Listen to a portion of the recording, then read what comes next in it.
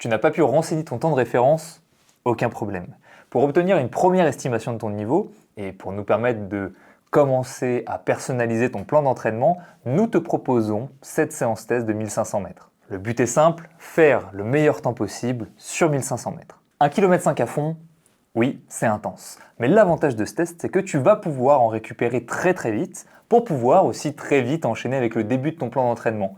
Plan d'entraînement qui te sera dévoilé dès que tu auras renseigné le résultat de ton test. A noter tout de même qu'il existe 2 critères qui peuvent invalider le résultat de ton test. Premièrement, si tu n'as pas pu terminer tes 1500 mètres. Et deuxièmement, à l'opposé, si tu es arrivé vraiment trop facile au bout, puisque le but c'est de faire une performance maximale. Dans tous les autres cas, si tu as eu l'impression que tu pouvais faire un peu mieux, ou à l'inverse, si tu as un peu craqué sur la seconde moitié du 1500 mètres, ne refais pas le test. On s'occupera nous-mêmes d'ajuster au fur et à mesure des prochaines semaines ton niveau grâce au retour de séance que tu nous fourniras. Donc pas d'inquiétude, rentre ton résultat et découvre ton plan d'entraînement. Avant de te quitter, je te laisse avec 3 conseils pour bien réaliser ce test. Premièrement, je te conseille de bien t'échauffer, car la vitesse va être élevée. Donc d'abord, un réveil articulaire. Ensuite, au moins 10 minutes de footing lent, voilà, pour réveiller un petit peu l'appareil cardiovasculaire. Puis un échauffement musculaire, comme des squats, des fentes ou quelques gammes. Enfin, la dernière étape est de réaliser 2-3 répétitions de 100-200 mètres plus rapides.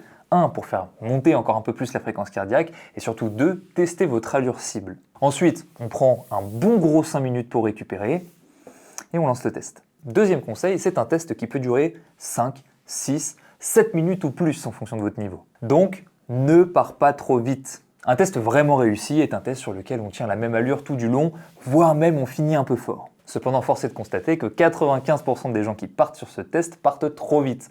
D'où l'intérêt de tester un petit peu son allure à l'échauffement. Troisième et dernier conseil, utilise un endroit si possible dégagé où tu auras un bon signal GPS, sans trop de dénivelé, ni trop de chemin technique. Le but de ce test, c'est qu'il soit le plus standardisé possible. Une piste d'athlétisme, par exemple, est idéale pour faire ce test parce qu'on est sûr de bien faire 1500 mètres, mais ce n'est pas obligatoire. Avec toutes ces informations, je te souhaite un bon test et bienvenue sur campus.